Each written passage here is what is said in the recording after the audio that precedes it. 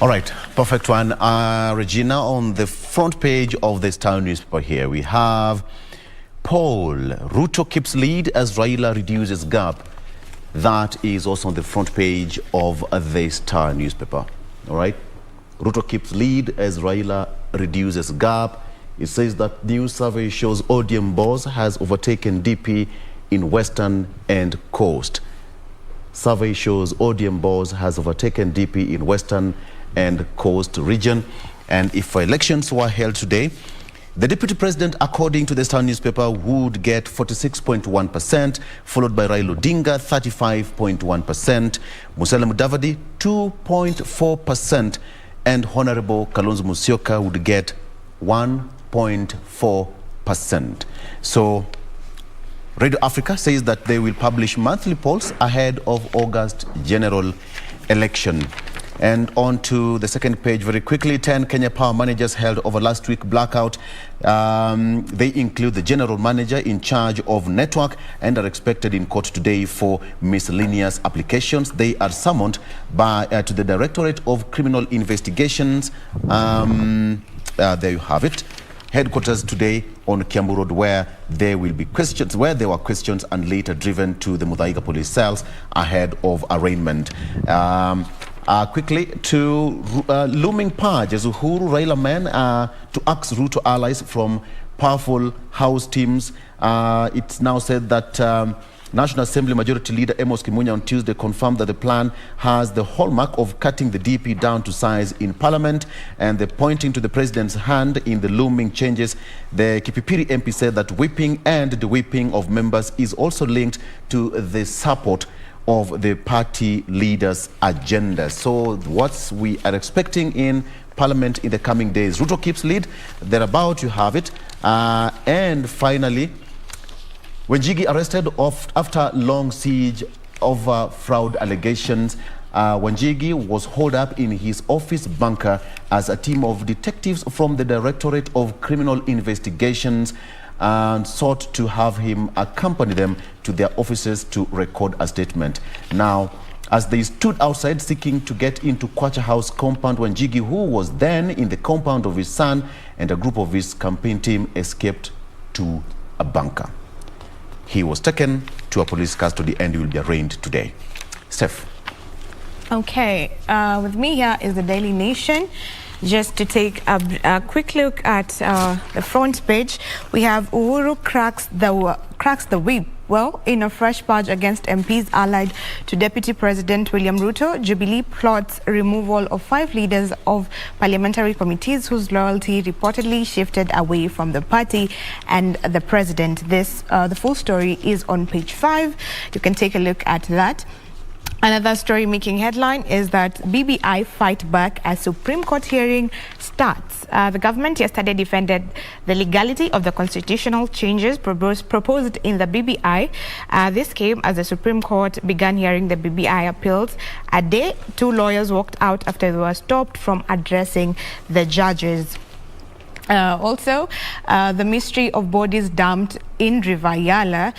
Some of the bodies were found in sacks while others bore deep cuts, raising suspicions on the cause of death. Other news reports say that it could be as a result of extrajudicial killings. We'll keep you updated on that as well. On national news, we're being told to brace ourselves for longer wait at the airport. We find this on page 14.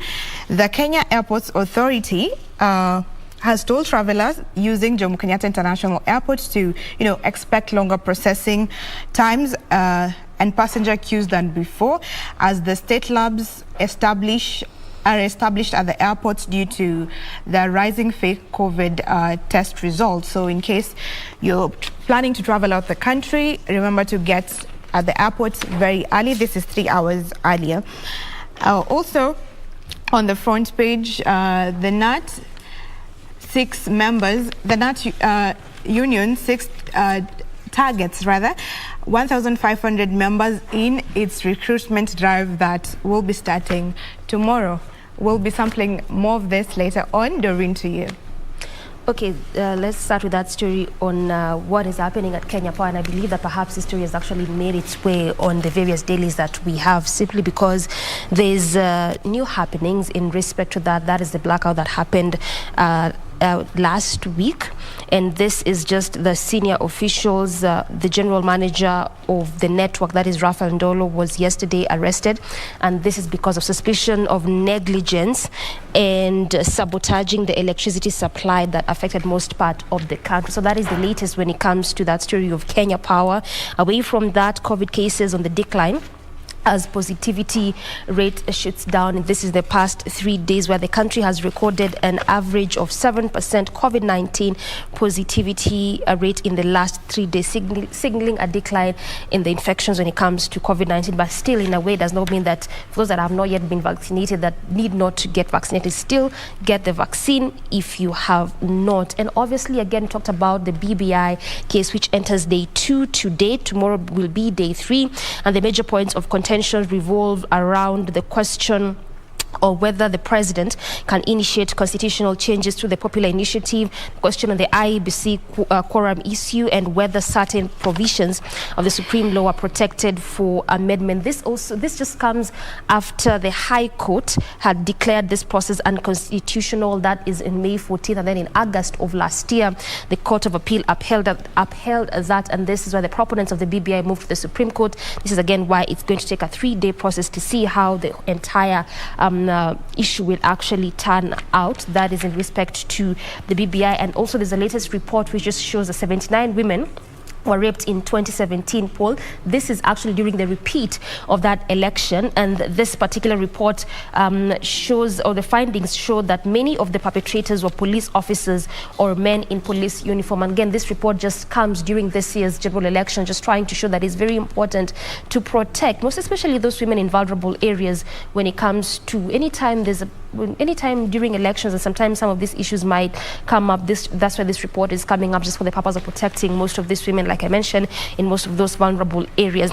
And again, this will be very important for me to mention. This is because city water taps to run dry for 2 days. That is for Nairobi residents. This article hasn't quite highlighted which areas specific in Nairobi whereby there'll be no water for the next 2 days. But what is happening is that Ngethu treatment plant is set for repairs. This is for the next 2 days, and that is why Nairobi residents have to use water sparingly, as it has been mentioned by this article, because for the next 2 days in some parts of Nairobi, people will be not having water just because of those current repairs that is happening at the Ngethu treatment plant there. And lastly, fresh bid for cashless fare payment in Matatu sector. This was actually a move that had begun in November of 2014, but it didn't quite happen, whereby the Matatu sector was to go cashless. We saw this in 2020 due to COVID-19, but there's been a bit of push and pull in this particular sector when it comes to that cashless transfer, not just in the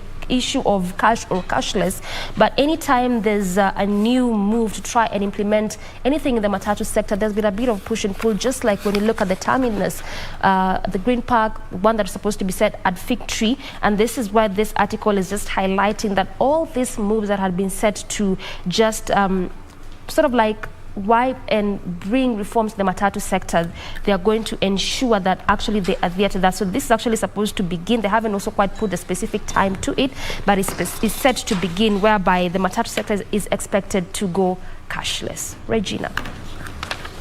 It seems the scribes were reading from the same script this morning, with matters, of politics, the arrest of Jimmy Wanjige, as well as, Uhuru and Raila's last bullet to save BBI. This, as we know, the appeal hearing enters day 2 today, and we're going to be televising that live.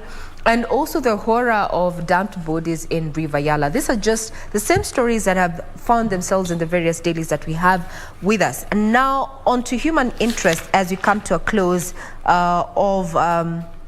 in the headlines this morning. And this is about the judiciary.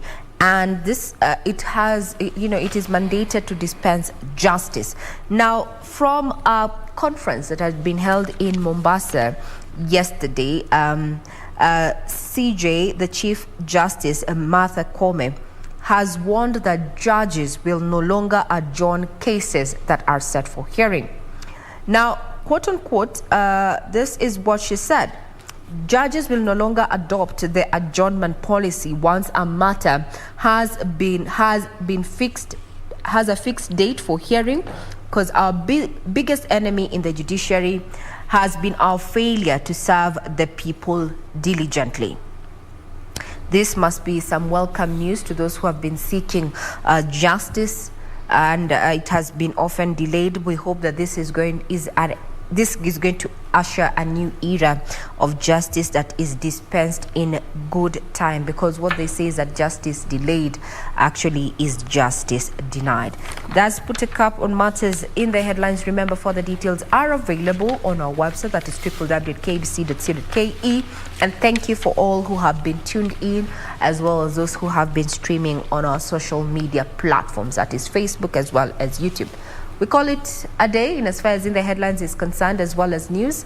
Let us meet tomorrow, same time, same place. I leave you in the able hands of Victor as he dissects matters of politics with a keen aspect to what is happening at the Supreme Court as it enters day 2. The BBI appeal enters day 2. Have a blessed day ahead.